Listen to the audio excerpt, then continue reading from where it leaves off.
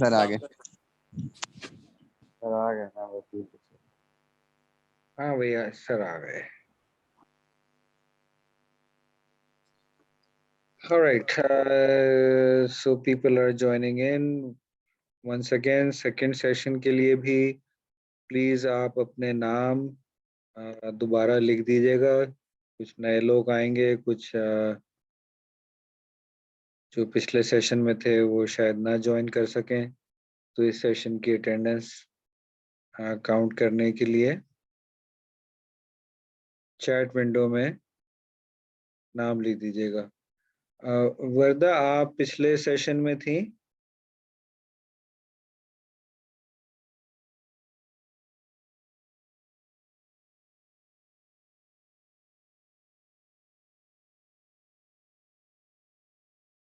I don't know if Varda can hear me or not, but इनको कोई कह दे कि भाई अपना नाम जो है वो। जी सर। हाँ, तो प्लीज चैट विंडो में सब लोग अपना नाम, वर्दा आप भी अपना नाम जो है वो लिख दीजिएगा। सर मैं पिछली क्लास में भी थी। आपने नाम लिखा था चैट विंडो में? जी। अच्छा चलें, अभी भी लिख दें सब लोग, अभी दोबारा अपने नाम जो है वो लिख दें।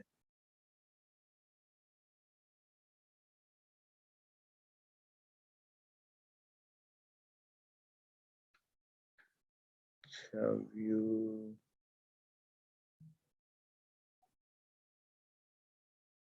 ठीक है।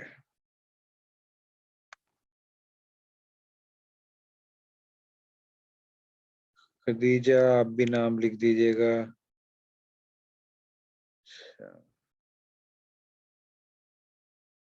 मैमूना, बग्स बनी का आइकन बनाया हुआ है, very good. Alright, so let us continue from where we left off. Where were we?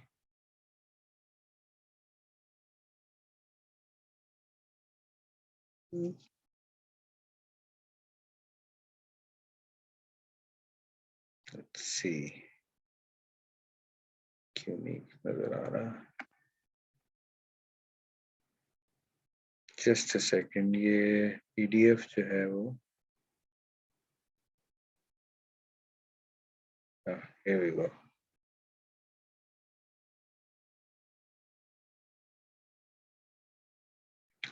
Right, can you guys see the PDF once again? Yes sir. Very good. तो फंक्शनल डिपार्टमेंटलाइजेशन की हमने बात की थी कि ये एक तरीका है डिपार्टमेंट बनाने का। दूसरा तरीका क्या है? जियोग्राफिकल, कि आपके कंपनी के जो यूनिट्स जहाँ जहाँ पे हैं वहाँ भी आप जो है एक डायरेक्टर या वाइस प्रेसिडेंट उस इलाके का बना देते हैं। अगर हम मल्टीनेशनल कंपनियों को देखें तो उन्होंने ग्लोबल लेवल पे एक एशिया का हेड बनाया हुआ होगा, एक मिडल ईस्ट का बनाया हुआ होगा। मिडल ईस्ट को, एशिया को भी डिवाइड अप कर देते हैं आमतौर पर मिडल ईस्ट में, हम सॉरी एशिया को डिवाइड अप कर दें मिडल ईस्ट में, साउथ एशिया में, फार ईस्ट में जिसमें जापान, कोरिया, चाइना वगैरह सारे आ जाते हैं। अफ्रीका का डिवीजन होता है, नॉर्थ अमेरिका एक होता है, साउथ अमेरिका होता है, यूरोप का एक डिवीजन होता है। अच्छा, ये क्योंकि अमेरिका की किताब है और अमेरिका हॉरिजॉन्टली फैला हुआ है, तो 4 घंटे का फर्क है एक कोस्ट से लेके दूसरे कोस्ट में टाइम का। तो आप देखेंगे रीजन्स के हिसाब से वेस्टर्न, सदर्न, मिड वेस्टर्न और ईस्टर्न रीजन जो है दिया हुआ है। पाकिस्तान क्योंकि थोड़ा वर्टिकली शेप्ड है कंट्री जो है, तो हमारे यहाँ आमतौर पे नॉर्थ, सेंट्रल और साउथ डिविजन्स जो हैं वो इस्तेमाल किए जाते हैं। जब ईस्ट पाकिस्तान हमारा हिस्सा था, जो बांग्लादेश अब है, तो ईस्ट पाकिस्तान में कुछ यूनिट्स होते थे कि कंपनियों के, बड़ी कंपनियों के, कुछ वेस्ट पाकिस्तान में होते थे। तो ईस्ट और वेस्ट के लिहाज से हमारा भी डिवाइड अप हुआ हुआ था।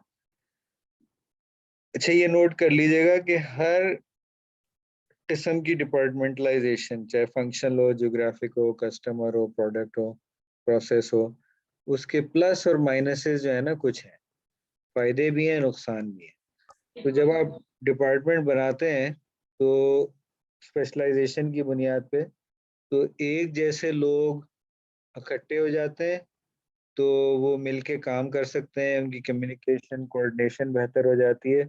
मगर किसी भी किस्म की डिपार्टमेंटलाइजेशन का मसला ये होता है, एक टर्म है या आप देख लीजिएगा, खैर मैं आपको दिखा देता हूँ, टर्म पहले मैं बता देता हूँ।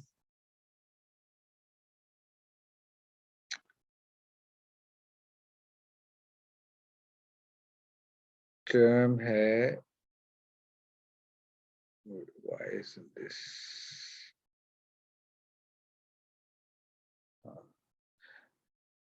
The term is silo. Silo देखे हुए आपने किसी ने? नो? No sir. अच्छा जी, साइलो आपको दिखा देते हैं कि जी साइलो क्या है। ये मैं बात कर रहा हूँ डिपार्टमेंटलाइजेशन की। साइलो, साइलोज होते हैं बेसिकली वो, ये देखें। हाँ सर, ये देखे हैं। हाँ, ये साइलो कहलाते हैं, ठीक है।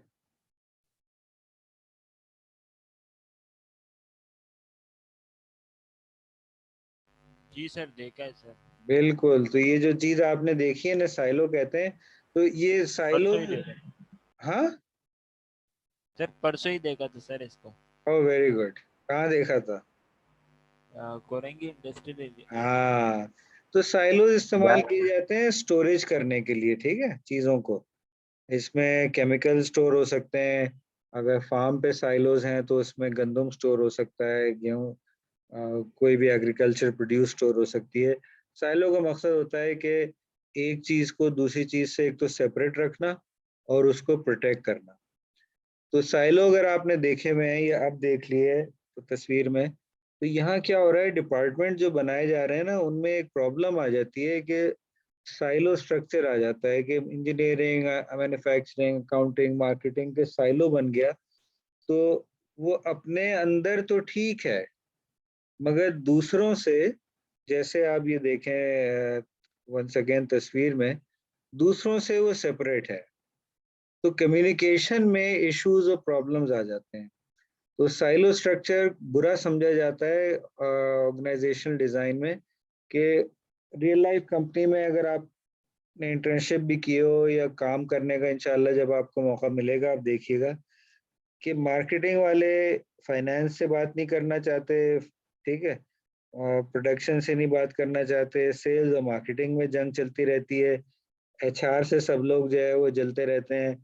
तो कहने को तो सारे एक ही कंपनी के डिपार्टमेंट हैं, मगर एक ग्रोहबंदी और उस ग्रोहबंदी की बुनियाद पे जो है ना कॉन्फ्लिक्ट और जंग जो है वो चलती रहती है। हालांकि थ्योरी में सारे लोग एक ही कंपनी के लिए काम करते हैं। तो किसी भी किस्म की डिपार्टमेंटलाइजेशन हो, उसका एक नेगेटिव इफेक्ट तो ये होगा कि आप देखिएगा कि पुअर कम्युनिकेशन है। ये आप देखें यहाँ पे जहाँ एरो है कि can feel isolated from other organisational areas and so on so. Pluses क्या है, ये आप देखें, एफिशिएंसी, यहाँ भी लिखा है एफिशिएंसी। एक जैसे काम के सारे लोगों को एक जगह इकट्ठा कर दिया तो वो मिलके जो है वो बेहतर काम कर लेंगे। मगर जो दूसरा फंक्शन है उससे फिर कोऑर्डिनेशन और कम्युनिकेशन के इश्यूज जो है वो आ जाएंगे।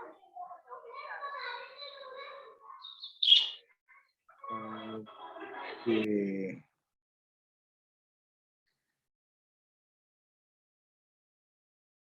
माइक अपना चेक कर लीजिएगा, जिसकी आवाज आ रही है बैकग्राउंड की। अच्छा जी, तो जियोग्राफिकल डिपार्टमेंटलाइजेशन हो गई, एक फंक्शनल हो गई।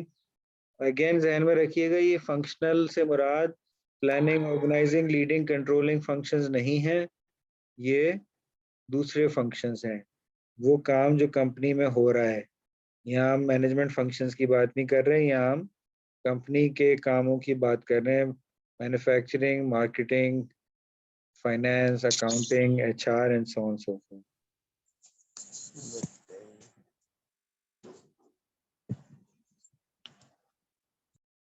What happened. अच्छा जी, तीसरा जो फॉर्म है डिपार्टमेंटलाइजेशन का वो है प्रोडक्ट के लिहाज से। तो ये एक झलक हमने देखी थी, रियल लाइफ कंपनी है बम्बार्डियर, उसमें जो प्रोडक्ट्स बनाते हैं वो मैस ट्रांजिट के लिए बनाते हैं।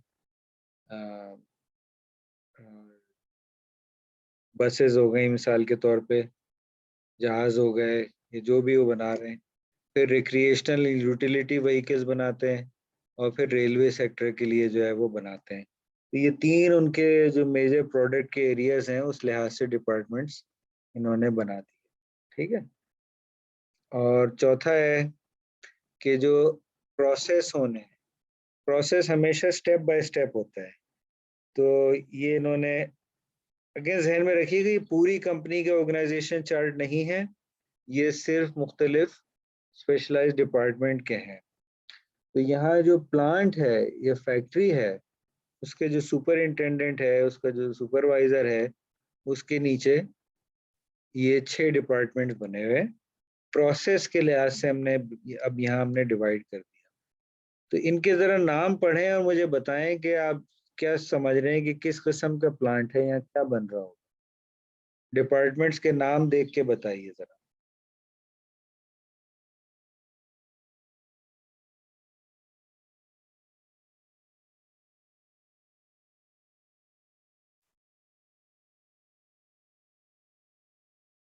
हाँ भाई, mister Osama, mister Jalal, miss Kashaf, miss Khadija, miss Waham, miss Majbeen, miss Manoor, miss Maimoona, mister Shiraz, mister Sufiyan, miss Sumika and miss वर्दा।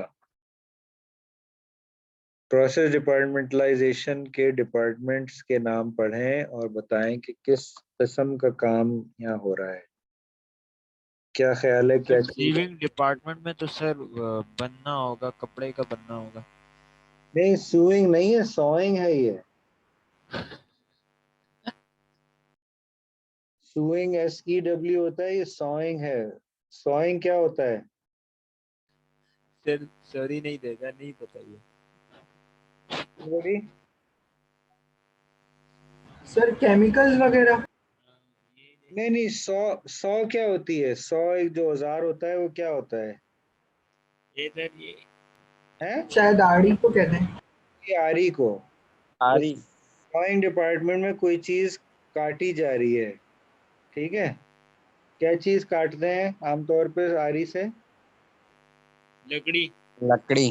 बिल्कुल, वुड को, लकड़ी को हम काटते हैं। अगला डिपार्टमेंट प्लानिंग नहीं है। ये प्लानिंग में ज़हन में रखिएगा, डबल एन आता है, ये है प्लेनिंग। अच्छा, एक प्लेन होता है PLAIN, ये वो भी नहीं है। ये प्लेनिंग का क्या मतलब होता है? लकड़ी जब काट ली फिर उसको हमवार कर रहे हैं। शायद आपने, जिसे हम बढ़ई कहते हैं, उसमें देखा होगा उसके पास एक, हाँ, आवाज आपकी कट रही है। जी जी बोलिए।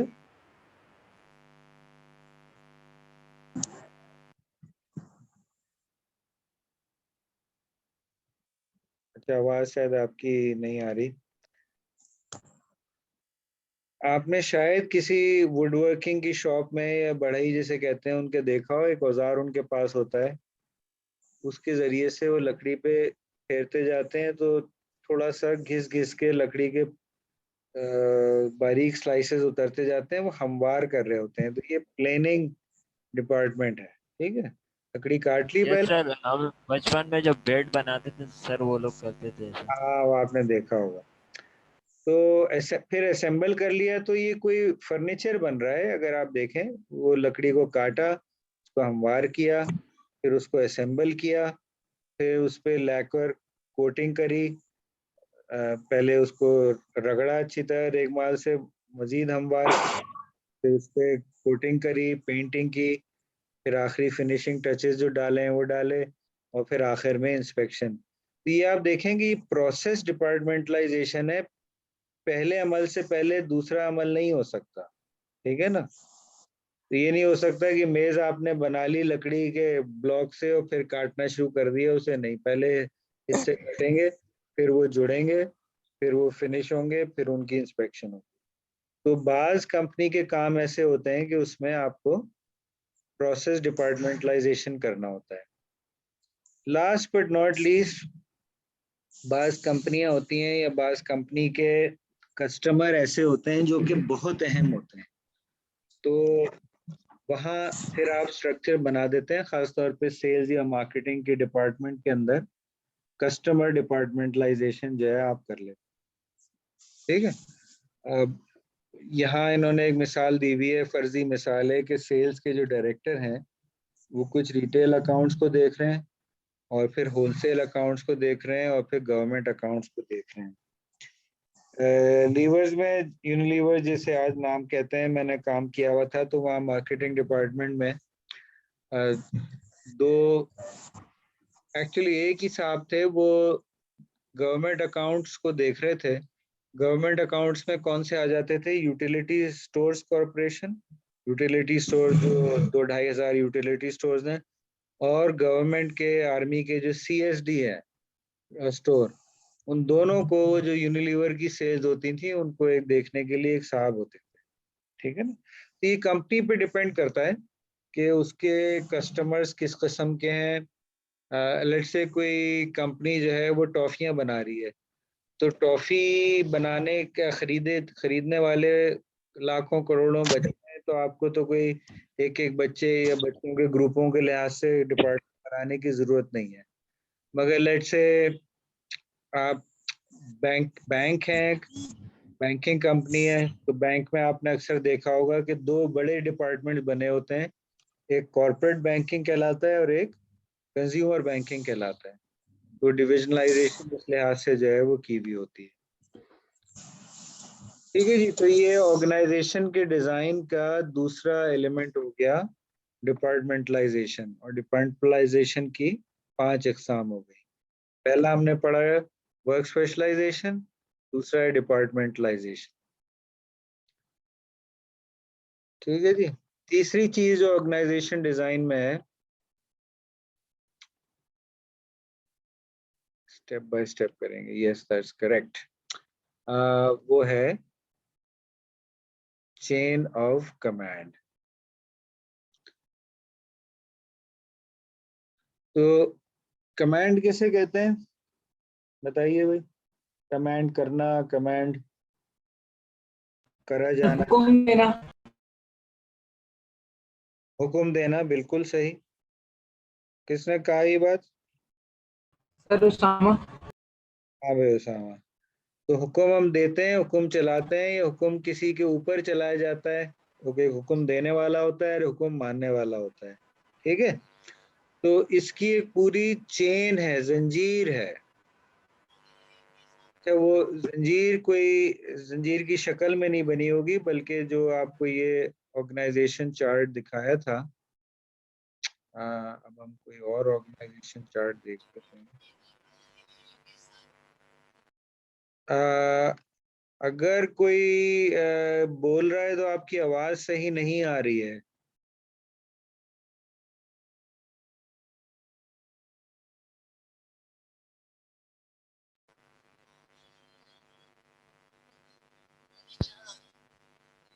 नहीं, I still can't hear you.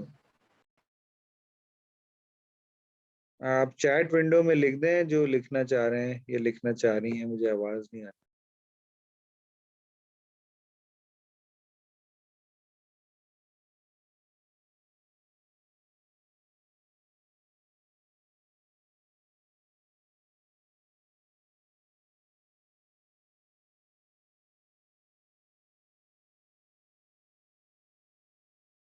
Sir ये सूरत हाल जैसे लग रही है, ऐसा तो लग रहा है कि फाइनल पेपर्स भी ऑनलाइन ही होंगे ना। ये कहना मुश्किल है, लॉकडाउन एक्सटेंड होगा या हालात अचानक बेहतर हो जाएंगे, अभी कहना बहुत मुश्किल है। मगर आप सही कह रहे हैं कि जहां तक लगने का ख्याल है तो लग ऐसे ही रहा है जो आप कह रहे हैं।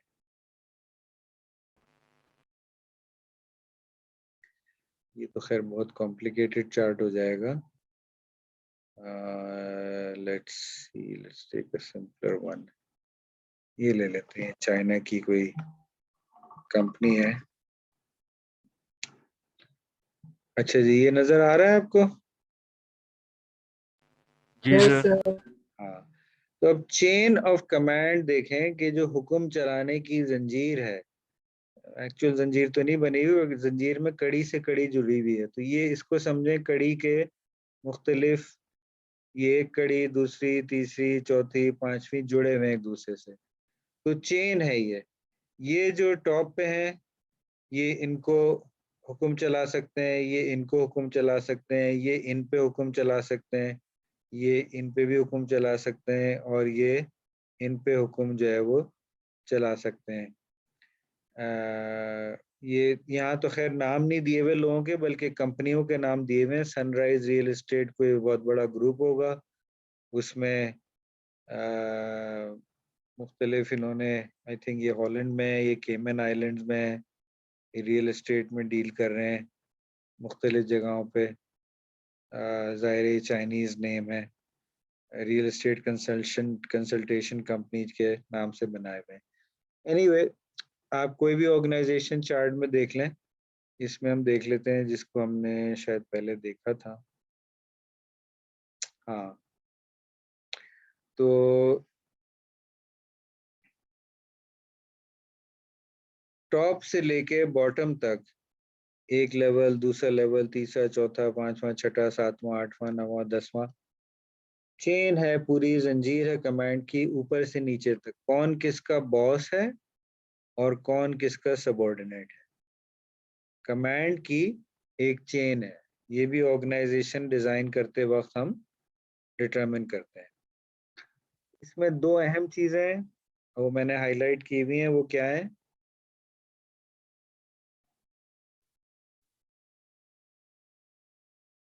क्या नजर आ रहा है हाईलाइट हुआ हुआ? अथॉरिटी सर, और रिस्पॉन्सिबिलिटी।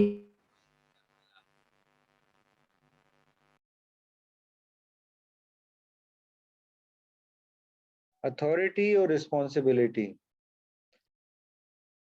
हर जो पोजीशन है, जो हमने ऑर्गेनाइजेशन चार्ट में हर पोजीशन देखी, डायरेक्टर है, असिस्टेंट मैनेजर है, डिवीजन हेड है, चेयरमैन का बोर्ड है, तो उस हर शख्स की एक अथॉरिटी है, उसको कुछ इख्तियारात दिए हुए हैं। ये आप साइट पे जो डेफिनेशंस हैं या टेक्स्ट में आप देख सकते हैं। राइट्स, अथॉरिटी क्या होती है? इख्तियारात, the rights inherent in a managerial position. Director आप हैं, वाइस प्रेसिडेंट हैं, चेयरमैन हैं, जनरल मैनेजर हैं, पीएन हैं, चपड़ासी हैं, जूनियर मैनेजर हैं, जो भी आपकी पोस्ट है उसमें कुछ इख्तियारात आपको दिए, अथॉरिटी दी हुई है। अथॉरिटी दी हुई है कि कुछ लोगों को आप हुक्म चला सकते हैं उनके ऊपर, और उनसे तवक्को रख सकते हैं कि वो जो आपने उनको कहा है करने को वो करेंगे। ठीक है ना?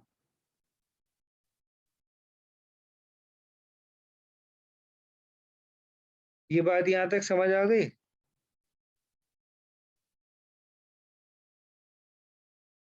Yes sir. अब देखें, इसकी जो फ्लेवर है अथॉरिटी का वो वेरी करता है ऑर्गेनाइजेशन टू ऑर्गेनाइजेशन के लिहाज से। अब अगर आर्मी हो तो वहाँ अथॉरिटी बड़ी सख्त होती है, खासतौर पे जंग के वक्त में अगर आपने अपने सुपीरियर की अथॉरिटी नहीं मानी तो आपको कोर्ट मार्शल किया जा सकता है। यानी कोई लंबे कोर्टों में, सिविल कोर्ट्स में मामला नहीं चलेगा, कोर्ट मार्शल में फौरी फैसले होते हैं।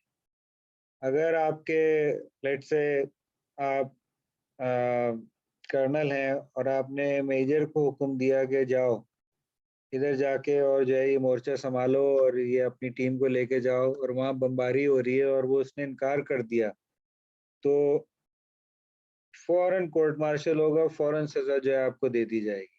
ठीक है? अब हम आ जाए उससे बहुत ज़्यादा रिलैक्स जगह पे, क्लासरूम में, तो टीचर की भी एक अथॉरिटी है, मगर टीचर बोलता ही रह जाए कि भाई ज़रा तमीज़ से बैठें, खामोश रहें, या पढ़ लें या पार्टिसिपेट करें, तो वो अथॉरिटी वहाँ पे बड़ी कमज़ोर है। तो ये ऑर्गेनाइजेशन टू ऑर्गेनाइजेशन और लेवल टू लेवल जो है वो डिपेंड करता है। आपने यूनिवर्सिटी में भी देखा होगा कि टीचर से अगर कंट्रोल नहीं हो रही है क्लास और चेयरमैन साहब जो हैं वो गुजर रहे हैं, उन्होंने बस एक झलक देखा तो सब जो है वो सीधे हो गए, क्योंकि उनकी अथॉरिटी जो है वो ज़्यादा है, तो उनकी फिर बात भी जो है ज़्यादा मानी जा रही है। अच्छा, खाली अथॉरिटी से काम नहीं होता। हर अथॉरिटी उसूली तौर पे इसलिए दी जाती है ताकि जो काम दिया गया है, रिस्पॉन्सिबिलिटी दी गई है, उसे जो है वो पूरा किया जा सके। तो अथॉरिटी और रिस्पॉन्सिबिलिटी दोनों ये चीजें साथ साथ चलते हैं। ये सर टर्निंग इस ऑफ, हाँ हाँ जी, अथॉरिटी और रिस्पॉन्सिबिलिटी दोनों चीजें साथ साथ होती हैं। आइडियली बैलेंस होना चाहिए। जहाँ डिसबैलेंस हुआ, और हमारे मुल्क में यही मसला है कि या तो इख्तियारात दिए हुए, अथॉरिटी दी हुई और जिम्मेदारी पूरी नहीं कर रहे वो, या जिम्मेदारियां दी हुई हैं और इख्तियारात नहीं दिए हुए। ठीक है, तो कागज पे इख्तियारात दिए हुए हैं तो हकीकत में इख्तियारात नहीं दिए हुए। अब एक जो ट्रैफिक कांस्टेबल है वो किसी भी गाड़ी को रोक सकता है चेक करने के लिए, मगर अगर किसी मिनिस्टर की गाड़ी रोक ली तो उस बेचारे कांस्टेबल की जो है ना नौकरी जा सकती है, या उसको मुअत्तल किया जा सकता है कि तुमने कैसे जो है गाड़ी को जो है वो रोका। फॉर्मली तो अथॉरिटी है बट रियलिटी में अथॉरिटी नहीं है।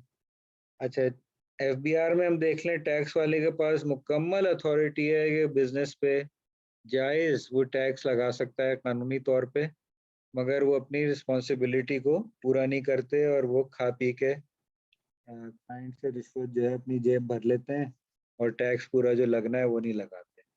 तो अथॉरिटी और रिस्पॉन्सिबिलिटी दोनों को आपस में जो है वो लिंक होना चाहिए और इनका कनेक्शन होना चाहिए। ठीक है, ना इख्तियारात ज़्यादा हो, ना जिम्मेदारी से ज़्यादा इख्तियारात हो, ना इख्तियारात से ज़्यादा जिम्मेदारी जो है वो दी गई। So that's the third element जो ऑर्गेनाइजेशन को डिज़ाइन करते वक्त हम देखते हैं। ठीक है, हाँ ये भी इंटरेस्टिंग है क्योंकि ये हम आगे के एक चैप्टर में शायद देखें, और वो है एक प्रिंसिपल कहलाता है यूनिटी ऑफ कमांड का। Sorry,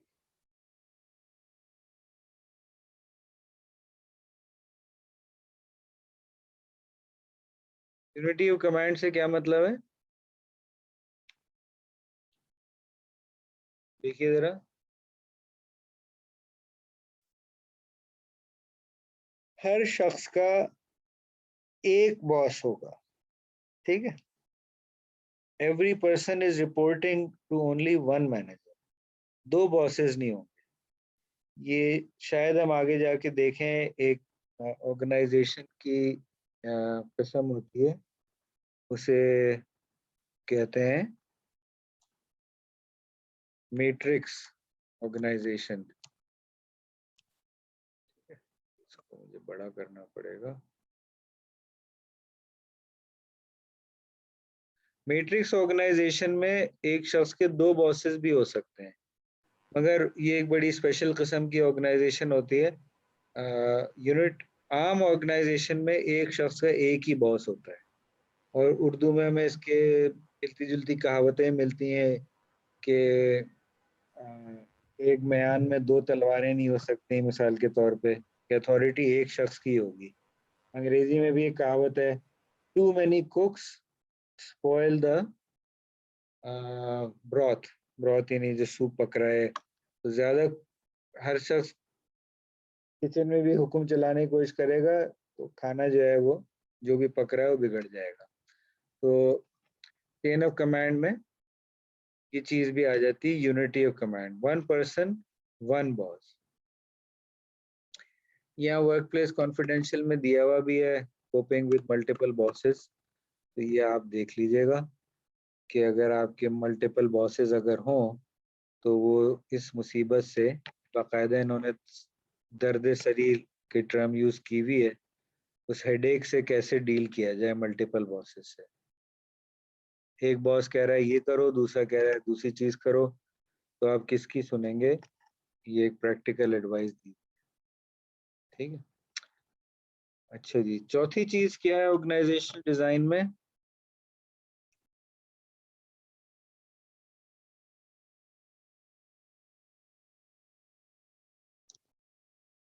Can you guys still hear me? Yes, sir. Oh, very good, very good, very good, very good, very good. चौथी चीज है स्पैन ऑफ कंट्रोल। अब ये चीज आपने शायद कहीं भी ये इस्तिलाह भी ना पढ़ी हो, ये फ्रेज भी ना पढ़ा हो। स्पैन ऑफ कंट्रोल क्या चीज है कि एक मैनेजर एक वक्त में कितने एम्प्लॉइज को एफिशिएंटली और इफेक्टिवली मैनेज कर सकता है या कर सकती है। तो ये मैं बाकायदा एक है किसी ऑफिसर के रिव्यू का बता रहा हूँ कि उनके बारे में कहा गया था कि ये आदमी इस कदर नाअहल है कि ये 2 डक्स को भी नहीं मैनेज कर सकते, यानी 2 बतखों को भी नहीं मैनेज कर सकता। मतलब तंजिया ये उनके ऑफिशियल रिव्यू में लिखा गया था कि this man can not manage 2 ducks, ठीक है। आई बात समझ में? तो बाज लोग इतने नाअहल होते हैं कि वो एक शख्स को भी मैनेज नहीं कर सकते।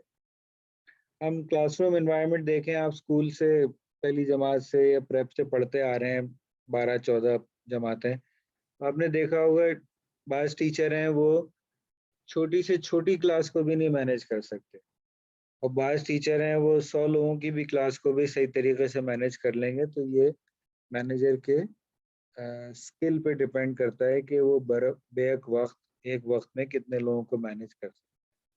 मैनेजर की स्किल के अलावा भी और फैक्टर्स होते हैं, वो खैर हम अभी देखते हैं थोड़ी देर।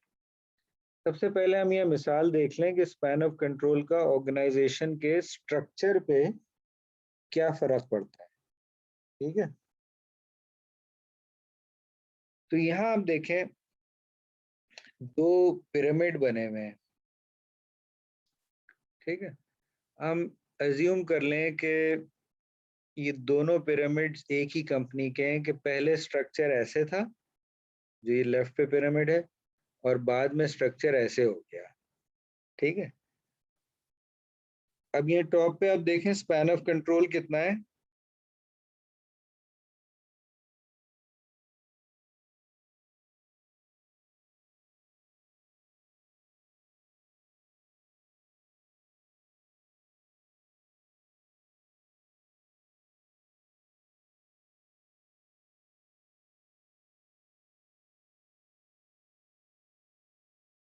Hello, Yes, sir. Span of control क्या है, कितना लिखा हुआ है, एरो नजर आ रहा है? Yes, sir. 4. जी, क्या मतलब है 4 का? सर 4 बंदों को मैनेज कर रहा है।